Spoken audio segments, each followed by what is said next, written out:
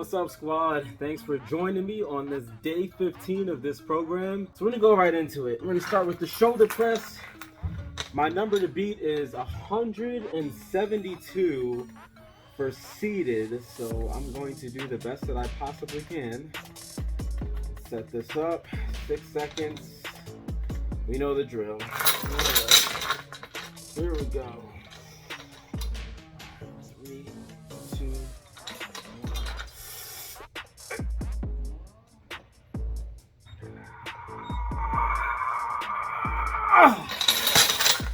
Whew. Yeah. 177. All right. I just finished a round of insanity. Y'all remember that from 2012 with Sean T and Team Beachbody? It's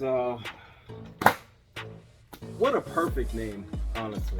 It is just a freaking beast. Alright, so the next one is a spider curl. Chain link 2, my number to beat is 167. Can't believe it's been 10 years since I did that last. Wow. Hey, if you've done an insanity, comment down below.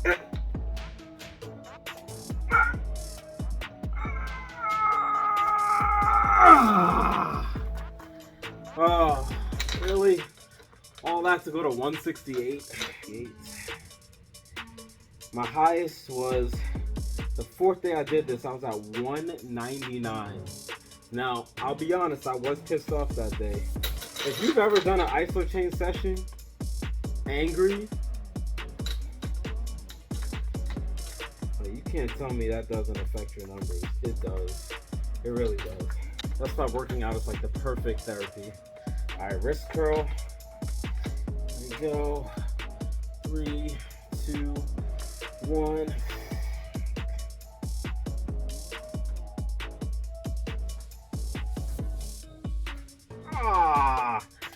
Oh, 170 on the nose. Not bad. 165 was the number to beat. 165.6. So 170. A little bit of an odd angle, but I've switched to overhand because right now I really like overhand. That's what I've been doing the last 15 days. 355 is the number to beat. I hit a 430 and that was the same day I was pissed off. I'm telling you, it makes a difference. 3, 2, 1.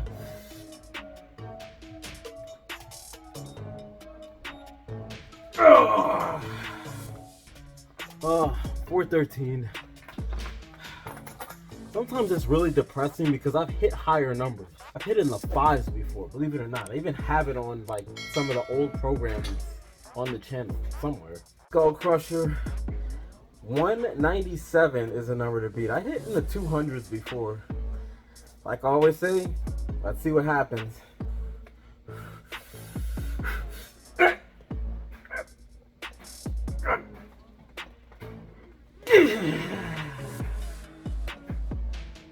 Wow, okay.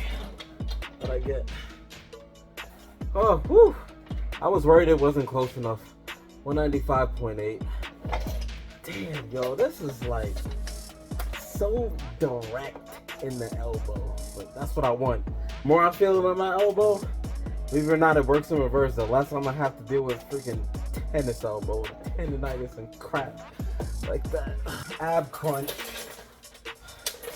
As long as this doesn't unhook from there like that. See, happens to me too. Set up here, here. All right. No, you're not gonna get clicked in. There it is. All right. Here we go.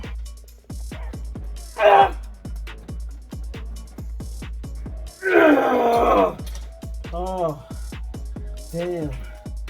120. That's it. I gotta be careful with that, man. I'll be touch and go on my back. Whew. I mean, it's getting better, but it's still not great. I'd probably get like $150 if I wasn't like touch and go. Shoulder shrugs. 467. I don't know, man. Let's just see what happens, guys.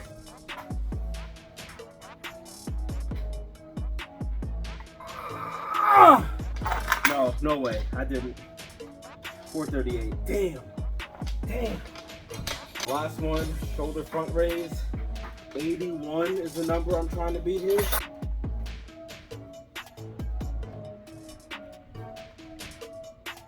Damn, 77. That about wraps up today. Now let's go through the post game. Here's the 15-day update. I feel like, honestly, to me, it doesn't even look that impressive. But my shoulder press seated started at 191. Today was 177, but I had a record high of 209.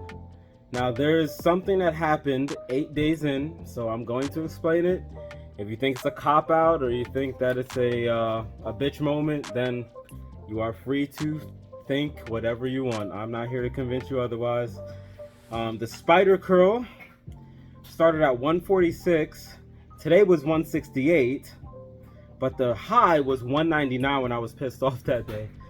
The wrist curl, I've been going through some bullshit with my left wrist. It's pretty good now. The first 3 days I couldn't, and I'll even show you the page at the end. There's some where it literally says can't or DND, which stands for did not do. So 108 was the first wrist curl. I'm at 170 now. It's finally good enough to put 170 on there. Before I couldn't do anything at all.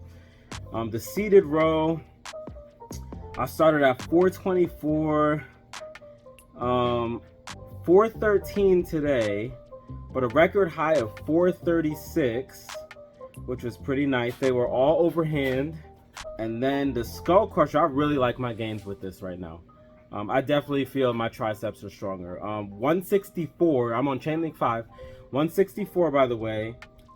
Today's high was 195. My highest was 201.6. I feel my triceps good. The shoulder shrug started at 420.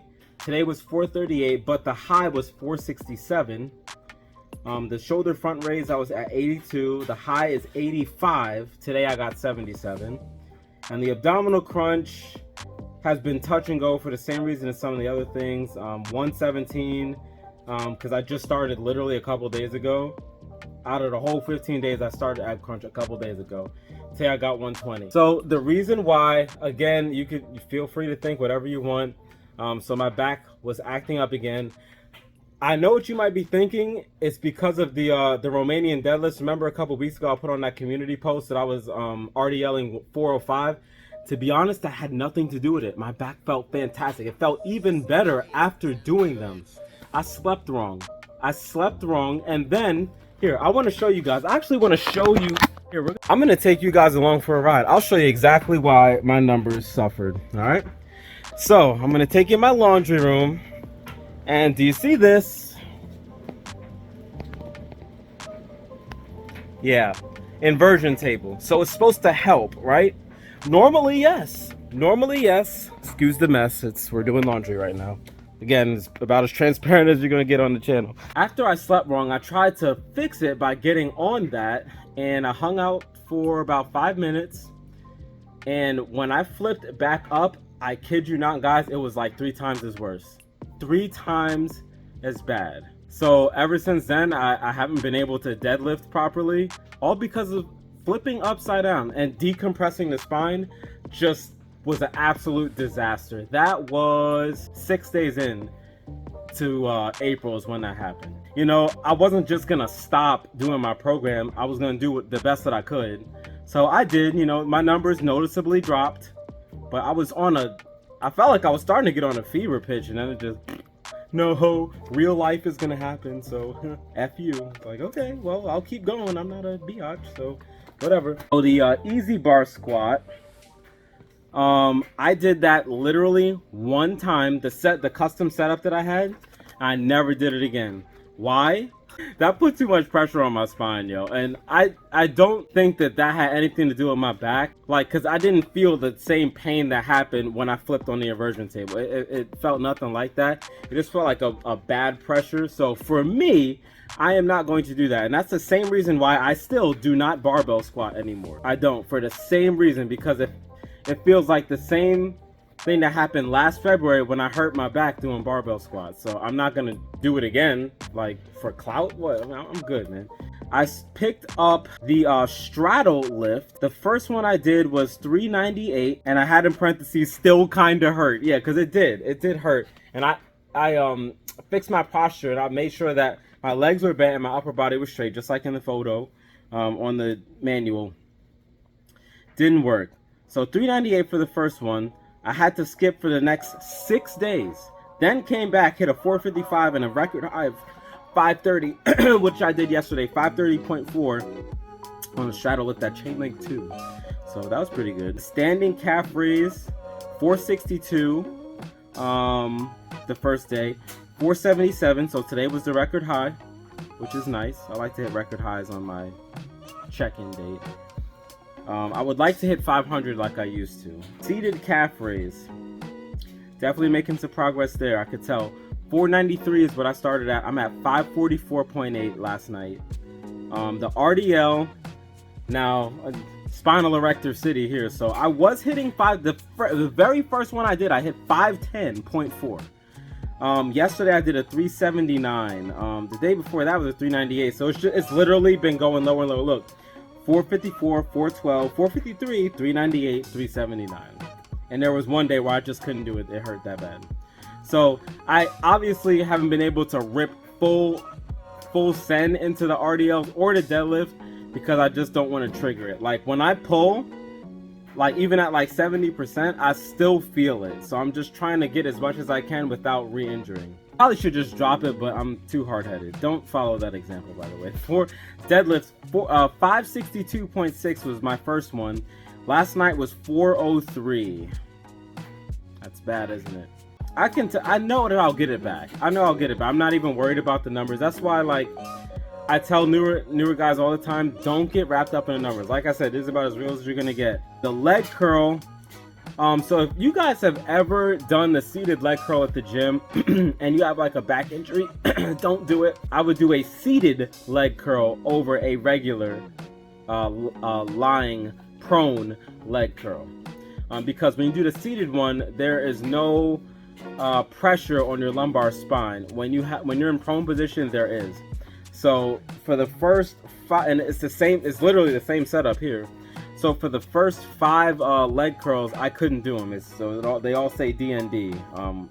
The first one says recovering, but I was able to hit it the last 2, 178 3 days ago, I think, and then last night was 194.8. So it's doing pretty good.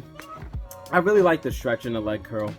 So all in all, I don't think this is a huge increase. In fact, most of them went minus because of the whole back thing. And it's like, I was debating like not uploading this, but like I told y'all, like I'm gonna be transparent. I mean, not everything is going to be a win. I'm not gonna be one of these guys on YouTube that are just lying like, hey, every day I'm on here, I'm killing it. Every day I'm on here, I'm trying. I'm doing the best that I possibly can given the circumstances, but I'm definitely not going to give up, you know, but I'm doing what I can with the hand I'm dealt. You know, I'd like pocket aces, but you know, right now I have a 6/8 offsuit. I got some non-suited connectors, but you know, we can still hit a straight, or you know, any poker players that you can play sometime.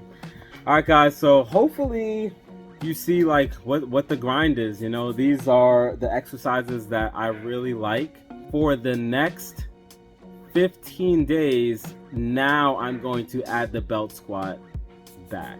I would like to add the sissy squat in the next program, so I'm like kind of salivating after that one overrated and underrated video, but we shall see. In the meantime, hope you guys enjoyed the video. See you in the next one. Peace.